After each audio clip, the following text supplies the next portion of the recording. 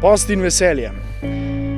Ko sem razmišljal o tem naslovu, kako bi lahko povezal post in veselje v današnjem času. Post in veselje. Veliko tega nismo imeli na faksu. Post je bil velikokrat bolj tako temačna tema, ko se je treba veliko stvarem odpovedati, naprimer kakšnim sladkarijam, računalniku in drugim stvarem. Vendar post in veselje, po mojem, še največji odmev dobi v Matejevem evangeliju, ko Jezus pravi: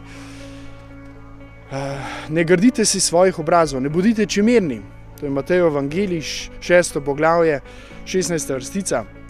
In ta vrstica me je nagovorila, da sem se začel spraševati, ali je res lahko post tudi veselje.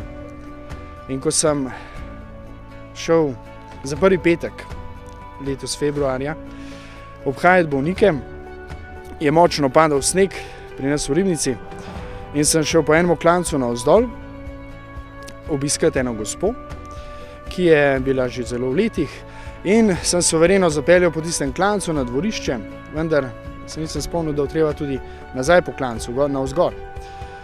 In ko sem zaključil z molitvijo in obredom, sem se usedel nazaj v avto, dal prvo prestavo, vendar avto se ni premaknil. Poskušal sem z vsemi triki, ki sem jih poznal, ampak noben ni deloval. Imel sem nove zimske gume, avto je bil redno na servisu, vendar nobeni senzorji niso pomagali.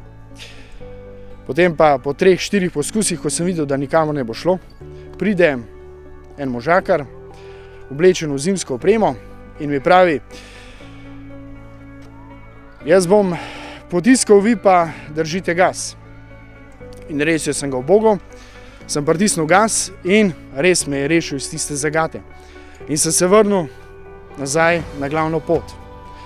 In to se mi zdi smiselno prav za ta postni čas, da vsak človek, vsake toliko časa rabi potisk za premik. Potisk v tisto smer, ki nam je nakazal Jezus Kristus. Ne v tisto, ki so želeli farizeji ali drugi, ki so želeli samo post ohraniti za neko negativno stvar.